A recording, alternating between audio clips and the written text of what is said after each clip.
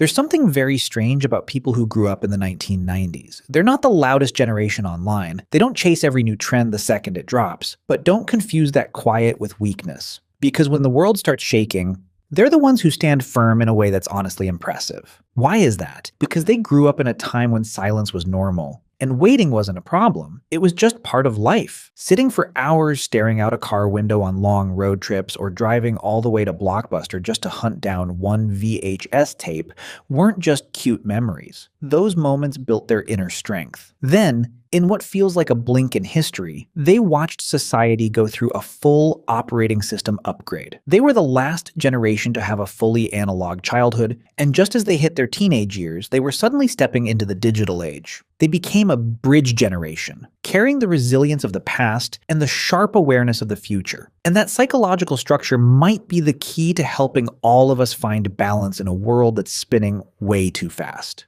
Today, we're breaking down the psychology of people who grew up in the 90s to see how those years truly shaped who they are now. Let's start with the most basic thing, how they take in information. Today, information feels like a flood. It rushes in and drowns us. But in the 90s, information was scarce, and that scarcity built a psychological muscle that many of us are slowly losing today, the ability for linear focus. Picture this. When a kid back then wanted to learn about something, they couldn't just Google it. They had to go to the library, flip through those yellowed card catalogs, find the right book, and actually read it. When they wanted to listen to music, they had to play the entire cassette tape. There was no skip button, no "you might also like" suggestions. They had to consume content in a straight line, from beginning to end. That requirement trained their brains in a process called linear thinking. They learned how to stay with one stream of thought long enough to truly understand it. They didn't jump from tab to tab. On weekend mornings, after the cartoons ended and there was nothing left on TV, what did a kid back then do? They didn't have a second screen to scroll. Instead, they sat at the kitchen table and flipped over the cereal box, reading every riddle, maze, or even the nutrition facts on the back. They studied it like it was great literature. Or they stretched out on the floor and went through toy catalogs or old magazines, staring at the same pictures over and over until they practically memorized them. It sounds funny, but that was intense focus training. Because there was nothing else competing for attention, the brain learned to squeeze everything it could out of what was right in front of it. That's why people who grew up in that era often have stronger deep reading skills and a more systematic way of analyzing problems. They don't skim information, they absorb it. Their childhood environment wasn't fragmented. A movie was one complete movie. A conversation was a real conversation, not interrupted by constant ding notifications. And this didn't just shape their outward behavior, it went much deeper. It directly influenced how their nervous system was wired and how it operates. When we talk about neurobiological differences, we have to talk about dopamine. The modern world runs on a variable reward system. Swipe, boom, a funny video. Swipe again, boom, a new message. Our brains today act like they're waiting for the next hit every 15 seconds. But the nervous systems of people from the 90s were programmed in a much quieter environment. Think about a Sunday afternoon in 1992. Homework was done. The TV was stuck on boring news. Your friends weren't home. No internet, no smartphone, just silence filling the room. That was pure boredom. Today, we treat boredom like the enemy. But for the 90s generation, boredom was an old friend. In psychology, these empty moments are linked to something called the default mode network. It sounds technical, but here's the simple version. It's what your brain does when it doesn't have to do anything, and it starts to wander on its own. Back then, there were no iPads, no endless news feeds. They could spend hours reading the instruction manual of a new game they just bought. They'd lie on the living room floor, completely absorbed in the colorful comic pages of Disney magazine. Or sometimes they'd just sit there, twisting the curly phone cord around their fingers and quietly studying the tiny patterns in the carpet. Or think about those 5-hour road trips to grandma's house. No Netflix in the car. Their only job was to look out the window. Watch the fields roll by, the power lines stretch into the distance, and let their minds draw stories in the sky. Those nothing-to-do moments trained their nervous systems in something rare, inner stillness. They don't panic or get restless if they have to wait 10 minutes for a bus and their phone battery is dead. While the modern world treats 30 seconds at a red light like torture and immediately grabs for a phone, 90s kids developed a natural standby mode. They can tolerate empty space without needing instant stimulation. It works like a psychological filter. It helps them avoid burnout in today's storm of notifications. They know how to disconnect, not because they force themselves to, but because their bodies still remember the biological rhythm of those quiet afternoons. They understand that a silent moment is not a wasted moment. And when a nervous system isn't constantly fed by outside validation, something else interesting happens. Their personal identity develops in a completely different direction. Now imagine growing up without a camera pointed at your face 24/7. That was the greatest privilege of kids who grew up in the 90s. Back then, their identity was formed in complete privacy. Think about disposable cameras. They would use up all 24 shots at a birthday party or a beach trip, then drop the film off at CVS or Walgreens to get it developed. They had to wait a whole week to get that photo envelope back. If some pictures looked ridiculous, messy hair, awkward pose, it was no big deal. They would pick a few good ones for the photo album and toss the rest into an old shoebox under the bed. Done. No one saw them, no one hit ha, and those photos never became permanent proof of an awkward moment online. That privacy gave them permission to be wrong. Their teenage years were a series of quiet experiments. They could wear oversized baggy pants or get a weird haircut inspired by their favorite music star and wander around the mall with friends. If they looked silly or totally failed at a trend, it just became a funny memory shared by a small group. Nowadays, a young person's self-worth is often measured in likes. They feel pressure to build a version of themselves to perform for strangers. But for people who grew up in the 90s, their sense of self came from real-life experiences. They figured out who they were through long landline phone calls, where they first had to push past the fear of talking to their friend's parents before even getting to their friend. They shaped their values through handwritten journal entries and posters covering their bedroom walls. They didn't need the whole world to understand them.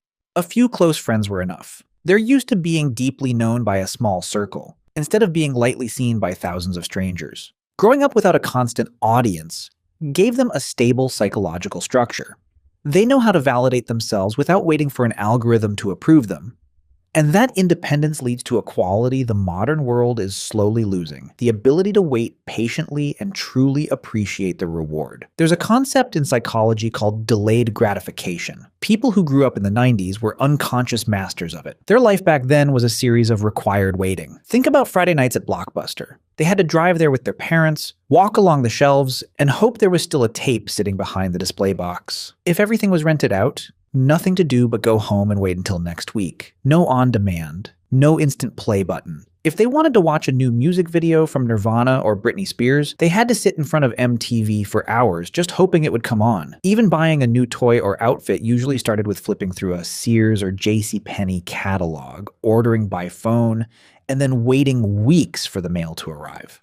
Psychologically, these experiences trained a very resilient operating system. They understood a simple formula: effort plus time equals reward. Their nervous system got used to that cycle. They knew the happiness of finally holding a new CD after weeks of saving allowance money was a deep kind of happiness, the kind that one-click instant satisfaction today can't really match. That's why in modern work and life, people who grew up in the 90s often show stronger grit. They don't give up easily if a project doesn't succeed after a month, or if a personal goal isn't reached right away. They don't expect instant results because they understand that real value usually sits at the end of a waiting period. But what truly makes this generation different isn't just their ability to wait. It's their unique position, standing between two sides of history. Sociologists call them the bridge generation. They're the only group still alive and working today who clearly remember both worlds, analog and digital. They're the last ones who truly remember what the world looked like before it was coded by algorithms. They remember the scratchy sound and slow crawl of AOL dial-up connecting to the internet.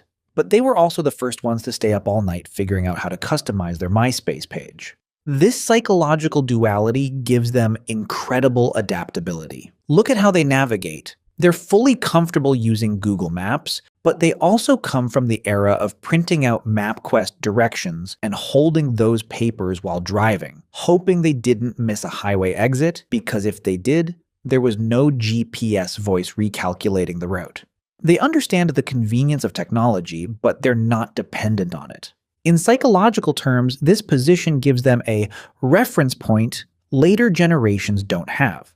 Because they lived half their lives offline, they know exactly what the world feels like without smartphones. They know that being unreachable for a few hours is not the end of the world. They're not extreme. They're not anti-technology Luddites, but they're also not kids who were born holding an iPad. They look at technology with healthy skepticism. They use it as a tool to support life, not as life itself. They can enjoy a camping night in the woods with no cell signal and feel zero anxiety. They know how to silence notifications and truly be present in a conversation, simply because their bodies still remember a time when presence was the only thing they had. All of these factors come together to form their most defining trait: balance. In an extreme era where everything has to be faster, louder, and bigger, people who grew up in the 90s act like anchors. They are not hardcore nostalgics rejecting the present. They just know how to avoid being swept away. Their nervous systems are more stable in the face of digital stimulation because they understand that silence is not an empty space that needs to be filled right away.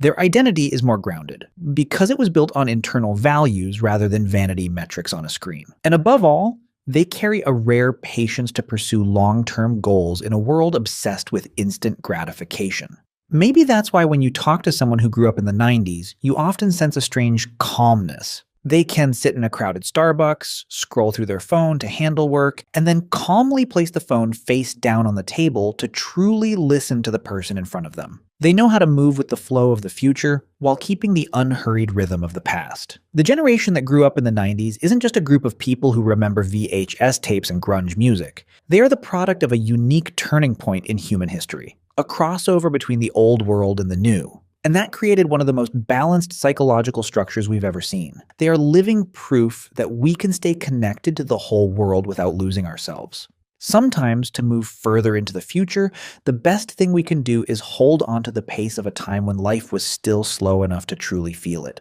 Thank you for coming along on this journey to unpack the unique psychological layers of people who grew up in the 90s. If you saw a reflection of yourself, or maybe a glimpse of someone you love in these stories, feel free to share your thoughts in the comments below. If you value deep, multi-layered analysis like this, subscribe to the channel and share the video to show your support. Your support is the biggest motivation for me to keep going on this path of exploring the hidden mysteries of the human mind. I'm Apex, and I'll see you in our next deep dive.